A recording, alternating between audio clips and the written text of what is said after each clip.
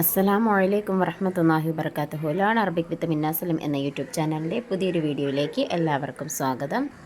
നമ്മളിന്ന് പഠിക്കാൻ പോകുന്നത് 4ാം ക്ലാസ്സിൻ്റെ തജ്വീദ് 11ാമത്തെ പാഠഭാഗമാണ്. അദ്ദറസുൽ ഹാദി അഷറ പാഠം 11 അൽ മദ്ദുൽ ലാസിം. ദീർഘാക്ഷരത്തിൻ്റെയോ ലീൻ അക്ഷരത്തിൻ്റെയോ ശേഷം അതേ പദത്തിൽ സ്ഥിരമായ സുക്കൂനോ ഷദ്ദോ ഉള്ള അക്ഷരം വന്നാൽ ഉണ്ടാകുന്ന മദ്ദിനാണ് അൽ മദ്ദുൽ ലാസിം എന്ന് പറയുന്നത്. ഫതഹിന് ശേഷം വരുന്ന സുക്കൂനുള്ള യാവും വാവുമാണ് ലീൻ അക്ഷരങ്ങൾ. വഖഫ് ചെയ്ത് അതായത് നിർത്തി ഓതുമ്പോഴും വസ്ല് ചെയ്ത് അതായത് ചേർത്ത് ഓതുമ്പോഴും ഉണ്ടായിരിക്കുന്ന സുക്കൂനാണ് സ്ഥിരമായ സുക്കൂൻ. ഇവിടെ 6 ഹർക്കത്ത് അതായത് 3 അലിഫോളം നീട്ടണം. ലാസിമായ മദ് 4 വിധമുണ്ട്. കലിമിയി മുസക്കൽ, കലിമിയി മുഖഫഫ്, ഹർഫിയി മുസക്കൽ, ഹർഫിയി മുഖഫഫ്. കലിമിയി മുസക്കൽ എന്ന് വെച്ചാൽ പദത്തിൽ ഷദ്ദോടു കൂടിയുള്ളത്. കലിമിയി മുഖഫഫ് എന്ന് പറഞ്ഞാൽ പദത്തിൽ ഷദ്ദില്ലാതെയുള്ളത്. ഹർഫിയി മുസക്കൽ എന്ന് പറഞ്ഞാൽ അക്ഷരത്തിൽ ഷദ്ദോടു കൂടിയുള്ളത്. ഹർഫിയി മുഖഫഫ് എന്ന് പറഞ്ഞാൽ അക്ഷരത്തിൽ ഷദ്ദില്ലാതെയുള്ളത്. ചില സൂറത്തുകളുടെ ആദ്യാക്ഷരങ്ങളിൽ മാത്രമാണ് ലാസിം ഹർഫി വരുന്നത്.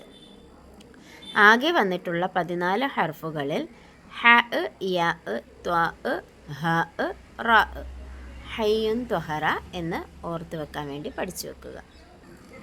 എന്നീ 5 അക്ഷരങ്ങളിൽ അസ്ലിയായ മദ്ദും സീന്, നൂന്, ഖാഫ്, സ്വാദ്, ഐന്, ലാമ്, മീമ്, കാഫ്, സനഖുസു ഇൽമക എന്നീ 8 അക്ഷരങ്ങളിൽ ലാസിമായ മദ്ദുമാണ്.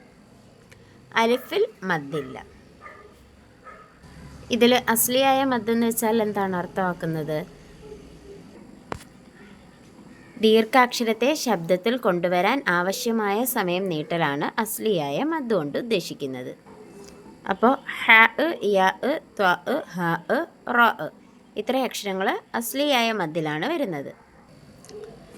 ഇനി പറയുന്ന 8 അക്ഷരങ്ങൾ വരുന്നത് ലാസിമായ മദ്ദിലാണ്. സീന്, നൂന്, ഖാഫ്, സ്വാദ്, ഐന്, ലാമ്, മീമ്, കാഫ്. എന്താണ് ലാസിമായ മദ്? ദീർഘാക്ഷരത്തിൻ്റെയോ ലീൻ അക്ഷരത്തിൻ്റെയോ ശേഷം അതേ പദത്തിൽ സ്ഥിരമായ സുക്കൂനോ ഷദ്ദോ ഉള്ള അക്ഷരം വന്നാൽ ഉണ്ടാകുന്ന മദ്ദിനാണ് അൽ മദ്ദുൽ ലാസിം എന്ന് പറയുന്നത്. ഇനി നമുക്ക് ഉദാഹരണങ്ങൾ നോക്കാം. കലിമിയി മുസക്കൽ, മിൻ ദാബ്ബ, വലദ്ദാല്ലീൻ, അതഅ്മുറൂനി. കലിമിയി മുഖഫഫ്. കലിമിയി മുസക്കൽ എന്ന് പറഞ്ഞാൽ നമ്മൾ പഠിച്ചിട്ടുണ്ടായിരുന്നു. എന്താ പഠിച്ചത്? ഷദ്ദോടു കൂടിയുള്ള പദത്തിൽ വരുന്നതാണെന്ന് നമ്മൾ പഠിച്ചിട്ടുണ്ടായിരുന്നു. അടുത്തത് കലിമിയി മുഖഫഫാണ്. ആൽ ആന, ആൽ ആന. അപ്പോൾ അവിടെ എന്താണ്? ഷദ്ദ് വന്നിട്ടില്ല അല്ലേ? അടുത്തത് ഹർഫി മുസക്കൽ. അലിഫ് ലാം മീം, അലിഫ് ലാം മീം, ത്വാ സീൻ മീം. അടുത്തത് ഹർഫി മുഖഫഫ്. ഖാഫ്, യാസീൻ, നൂൻ. എങ്ങനെ ഇതൊക്കെ വായിക്കേണ്ടതെന്ന് മനസ്സിലായല്ലോ. ഇനി നമുക്ക് ചോദ്യോത്തരങ്ങളിലേക്ക് പോകാം. ലാസിമായ മദ് എന്നാൽ എന്ത്? ദീർഘാക്ഷരത്തിൻ്റെയോ ലീൻ അക്ഷരത്തിൻ്റെയോ ശേഷം അതേ പദത്തിൽ സ്ഥിരമായ സുക്കൂനോ ഷദ്ദോ ഉള്ള അക്ഷരം വന്നാൽ ഉണ്ടാകുന്ന മദ്ദിനാണ് അൽ മദ്ദുൽ ലാസിം എന്ന് പറയുന്നത്. 2. ലീൻ അക്ഷരങ്ങൾ ഏവ? ഫതഹിനു ശേഷം വരുന്ന സുക്കൂനുള്ള യാവും വാവുമാണ് ലീൻ അക്ഷരങ്ങൾ. 3. സ്ഥിരമായ സുക്കൂൻ ഏത്? വഖഫ് ചെയ്ത് അതായത് നിർത്തി ഓതുമ്പോഴും വസ്ല് ചെയ്ത് അതായത് ചേർത്ത് ഓതുമ്പോഴും ഉണ്ടായിരിക്കുന്ന സുക്കൂനാണ് സ്ഥിരമായ സുക്കൂൻ. ഉദാഹരണം പറയുകയാണെങ്കിൽ ഖാഫ്, യാസീൻ. ഇതൊക്കെ വഖഫ് ചെയ്യുമ്പോഴായാലും വസ്ല് ചെയ്യുമ്പോഴായാലും എല്ലാം അന്ത്യം സ്ഥിരമായിരിക്കും അല്ലേ? അന്ത്യത്തിലുള്ള സുക്കൂനായി തന്നെ നിൽക്കും. നമ്മൾ യാസീനു വൽ ഖുർആൻ അങ്ങനൊന്നും ഓതത്തില്ല. നമ്മളെപ്പോഴും ഓതുമ്പം യാസീൻ വൽ ഖുർആനിൽ ഹക്കീം ഇങ്ങനെ ഓതുന്നേ അല്ലേ? അല്ലാതെ യാസീനു വൽ ഖുർആൻ എന്ന് മാറ്റി ഓതത്തില്ല.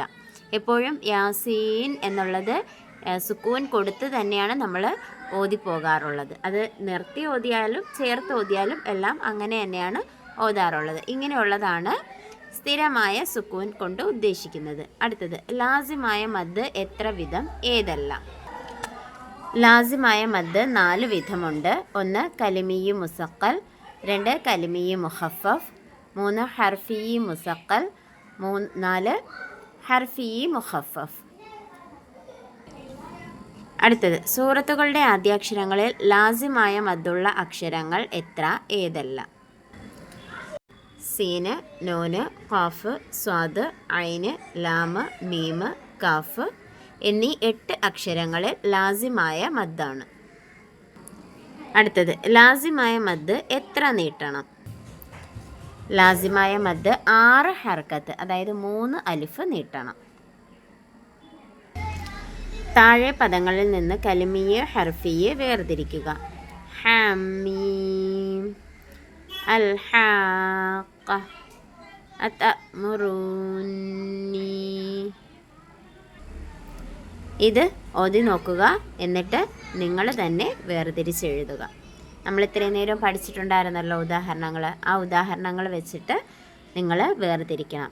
ഹർഫി എന്ന് പറയുമ്പോൾ അക്ഷരങ്ങൾ മുഖേന വരുന്നതും കൽമി എന്ന് പറയുമ്പോൾ പദങ്ങൾ മുഖേന വരുന്നതുമാണ്. അത് മനസ്സിൽ വെച്ചിട്ട് ഇതിൽ അക്ഷരങ്ങൾ ഏതൊക്കെയാണ്, പദങ്ങൾ ഏതൊക്കെയാണ് ഉച്ചരിക്കപ്പെടുന്നതെന്ന് നിങ്ങൾ മനസ്സിലാക്കുക. പാഠഭാഗവും ചോദ്യോത്തരങ്ങളും ഒക്കെ മനസ്സിലായി എന്ന് വിശ്വസിക്കുന്നു. ബാക്ക്ഗ്രൗണ്ടിൽ കുറച്ച് നോയ്സൊക്കെ വരും, നിങ്ങൾ അതൊന്നും ശ്രദ്ധിക്കേണ്ട, വേറെ വഴിയില്ല. വോയിസുകൾ ശ്രദ്ധിക്കാതെ നിങ്ങൾ ക്ലാസ് മാത്രം ശ്രദ്ധിക്കുക. ഇൻഷാ അല്ലാഹ് മറ്റൊരു ക്ലാസ്സുമായി കാണും വരെ മഅസ്സലാമ.